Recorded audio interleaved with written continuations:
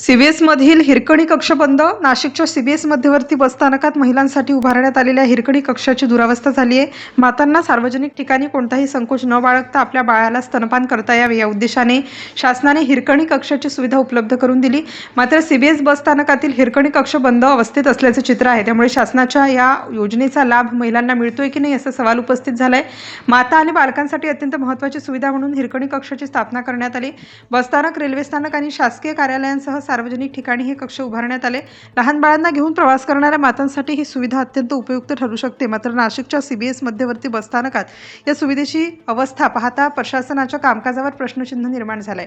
योजनेचे नाव आहे, कक्षही उभारण्यात आलाय, मात्र प्रत्यक्षात हा कक्ष वापरात नसल्याचे दिसून येत आहे.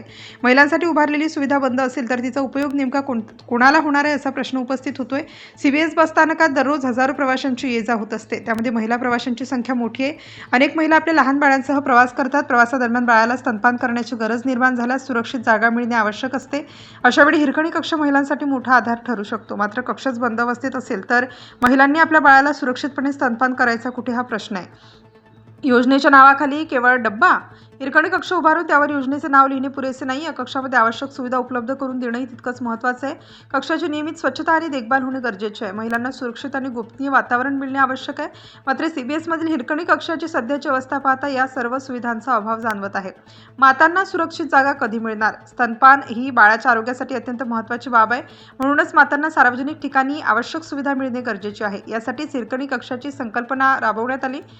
मात्र प्रशासनाच्या दुर्लक्षामुळे ही सुविधा बंद पडली असेल तर त्याची तातडीने दखल घेण्याची गरज आहे.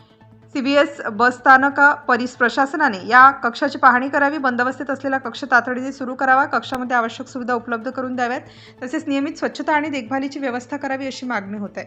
प्रशासनाचे दुर्लक्ष का? शासकीय योजना राबवण्यामागे नागरिकांना सुविधा देणे हा उद्देश असतो. मात्र सुविधा उपलब्ध करून दिल्यानंतर त्याची देखभाल न झाल्यास योजनेचा उद्देशच फोल ठरतो. सीबीएसमधील हिरकणी कक्षाची सध्याची अवस्था याचेच उदाहरण ठरत आहे. महिलांसाठी उभारण्यात आलेली ही सुविधा तातडीने सुरू करण्याची गरज आहे. Star news bureau.